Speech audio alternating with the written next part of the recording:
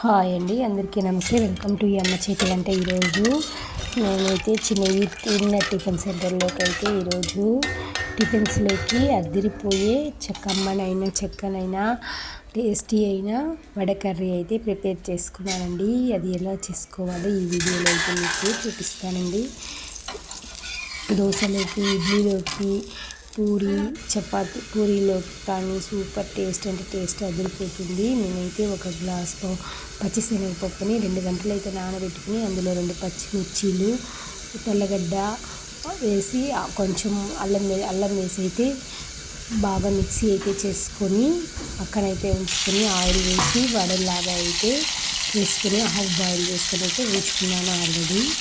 ఇప్పుడైతే మనం బాగా ఒక అడుగు మందంపాటి కడాయి అయితే పెట్టుకొని అందులో కొంచెం ఆయిల్ ఎక్కువైతే పెట్టాలి. ఒక 2 స్పూన్ ఆయిల్ వేసి అందులో పోపు దినుసులు అయితే వేసి అలా కట్ చేసుకున్న 2 ఆనియన్లు అయితే వేసి ఆనియన్ వేగిన తర్వాత టమాటా ముక్కలు, అల్లం వెల్లుల్లి పేస్ట్ ఒక హాఫ్ టీ స్పూన్ అయితే వేసి బాగా మరిగించుకోవాలి. టమాటాలు బాగా మరిగించిన తర్వాత ఇప్పుడు మనం జీలకర్ర powder half teaspoon, garam masala అంటే chicken masala half teaspoon, jeera powder అయితే హాఫ్ టీ స్పూన్ అయితే వేసుకున్నాను. కారం పౌడర్ అయితే ఒకటిన్నర స్పూన్ అయితే వేసుకున్నాను. దీనికి కొంచెం కారంగా ఉంటేనే బాగుంటుంది కాబట్టి వేసుకుని బాగా మూత పెట్టి టమాటాలు అయితే బాగా ఉడికే వరకు అయితే మరిగించుకోవాలి.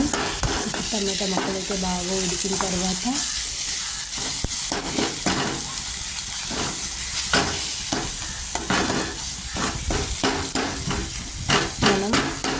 వడలాగా హాఫ్ బాయిల్ చేసుకున్న వడలు అయితే మిక్సీ చేసుకొని పచ్చగా అయితే మిక్సీ చేసి ఉంచుకున్నాం కదా, వాటిని అయితే మనం వడ కర్రీకి ఇప్పుడు బాయిల్ టమాటాలంతా బాగా కుక్ అయిపోయిన తర్వాత మనం ఆ వడ కర్రీ పప్పునైతే ఇందులో అయితే వేసుకోవాలి. ఇందులో వేసుకొని బాగా మిక్స్ చేసుకుంటే ఆల్రెడీ అన్నీ వేసేసినాను.